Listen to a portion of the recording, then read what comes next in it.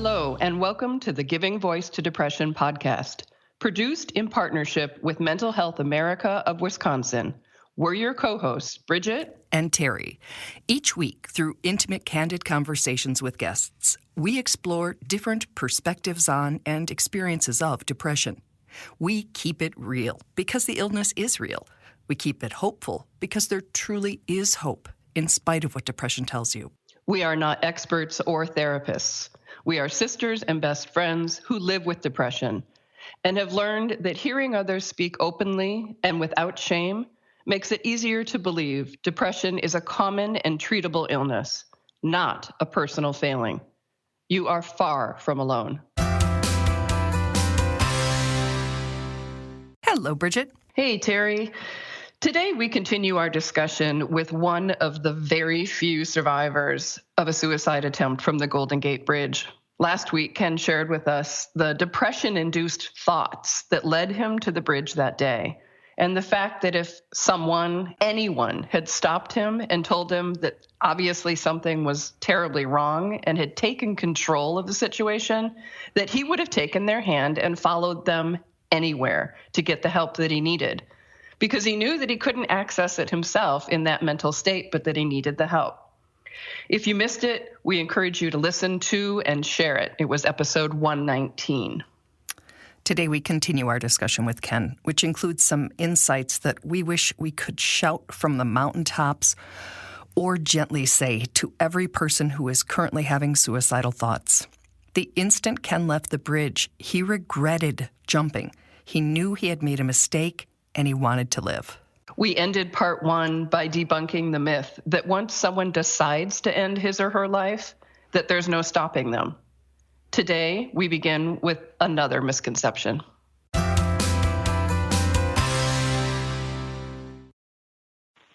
So, another myth. Oftentimes when someone survives an attempt, you hear they didn't really mean it. It was just either trying to get attention or a cry for help.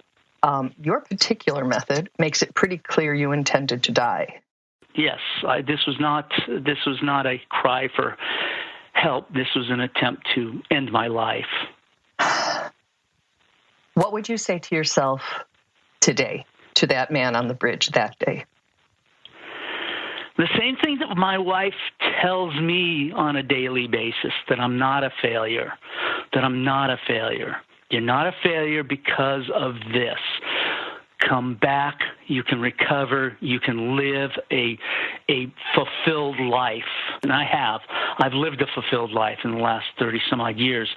I watched my daughter graduate from high school. I gave her away on her wedding day. I saw my grandson and granddaughter born. I mean, all these things that I never would have been able to do. The key for me here is that you believe that even in that state, you could have been talked out of it, because that's what matters. It's not the two of us sitting here today in a healthier spot, believing that. It's then. It's then, absolutely. If intervention happens, you can get them the tools so that if they get into that state again, they may be able to help themselves or reach out for help.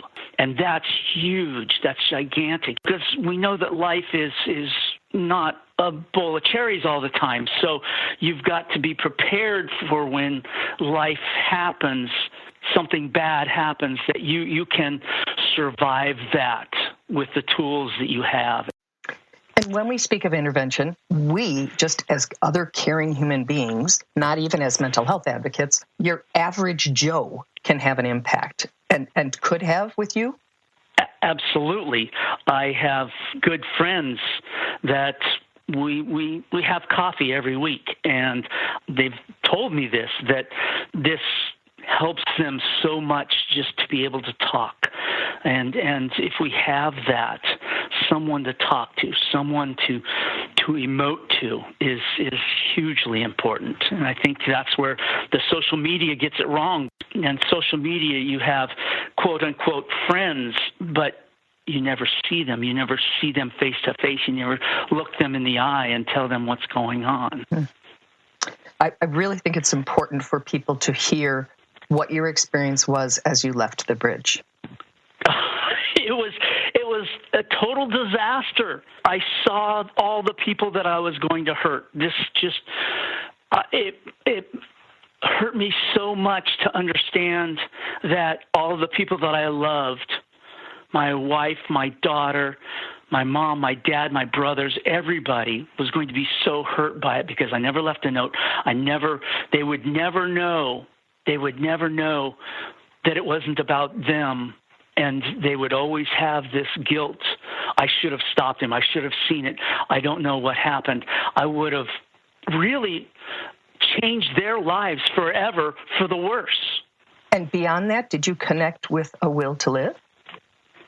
In the water, I was swimming and I was saying, somebody please save me. Somebody please save me. I want to live. I want to live. And so, yeah, I did a complete 180 in the air. I realized that the things that I felt were unfixable, my failure, were actually very fixable. Wow. And that's a huge part of it, is that I did realize that this pain didn't have to go on forever. I needed help, but it didn't have to go on forever. That was my realization on the way down. Are you willing to tell me what that means? What was fixable? Because, you know, you also, of course, when you come back up and when you're rescued, or however your attempt played out afterwards, your life is the same as it was, except perhaps a little more messed up because now there's this factor. Yeah, no, that was one of my thoughts is, oh gosh, how's everybody going to react to this now? Because not only was I a failure, but I also was mentally ill, and I didn't know how everybody was going to react to it. And so that was one of those things also that I thought of. Yeah, absolutely. But what was fixable was my mindset. See, when I was suicidal, my mindset was that I needed to die. And this came about slowly. I talk about a black vortex that I go down, and that I went down. And even my wife would say, hey, I love you, and there was nothing there. I wouldn't accept praise, but anything bad would get through. And so what had to change is my mindset, slowly but surely, with a lot of help. Now, when she says, you're a good human being, I love you, I accept that, and I know that I can trust that. And that's a big deal. That's a very big deal. So tell me a bit about the kind of help you have utilized to keep yourself healthy in the things that you do, because there, as you say, is work involved. No, it is a lot of work. My wife wouldn't let me go to the store by myself for months after the jump because she was afraid that I was still suicidal. And so, you know, that was a big part of it, is to gain her trust back, that when I say I'm okay, she has to believe me. She has to trust me also. There's a lot of trust that goes on in this relationship. And so we talk about this. We talk about the hard things. I talk about how I feel, really honestly. Do you have those honest conversations with a therapist or a psychiatrist or anyone as well? I don't. I pretty much depend on my wife to be able to understand what I need. And it's worked. It's worked for me. She's my rock. She's my guardian angel. If it weren't for her, I wouldn't be here. I'm sure I would be dead. If I left to my own devices and my own mindset, I think I would be dead. Do you still have those thoughts? Not suicidal thoughts. Okay. I call myself a depressive who's just not depressed right now, because I don't know what's happening in the future. I know what happened in the past. This past spring, I had a full-on meltdown of monumental proportions, and it scared the crap out of me. I was very scared about how I felt about who I was, because I thought that I was better than that, and it can happen again. And I'm not I'm not, I don't try and fool myself to say I'm all better. I don't believe that can happen. It doesn't just go away. If I feel that I need something more, then I will go get it. I truly believe that. A big part of that is because I'm not afraid to ask anymore. I'm glad to hear that. Yeah. If you know what part of your story, what part of your message resonates with people having done this for so long, I want to know what you have to say to the people listening who might be thinking, well, he's different, she's different. I'm actually a loser. We're not different.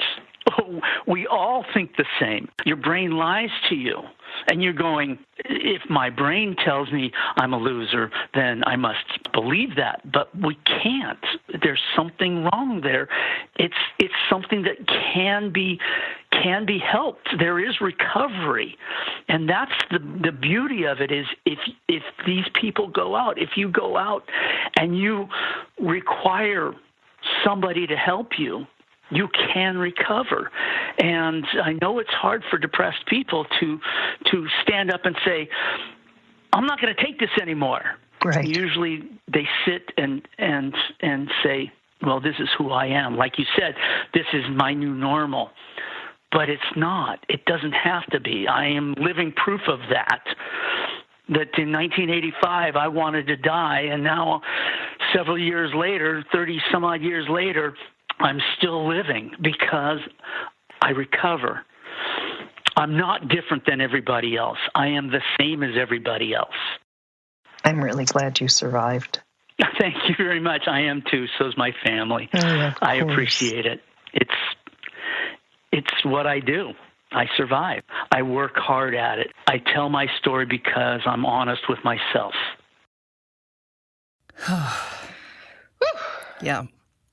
Let's all be brave and not be afraid to ask for help. So, every time we share how we're feeling with someone we trust, and every time we listen to someone who shares with us, that is suicide prevention. It doesn't have to be, at some point, it becomes considerably more complicated, but at the early stages, upstream, that's what we need to be able to do, and that's what we need to be able to say. And he just broke my heart when Ken said, and for any suicide loss survivors out there listening, I really hope you heard him say, they would never have known it wasn't about them. And I can't say anything more about that because it just will make me cry, but I will repeat it. They would never have known it was not about them if he had died.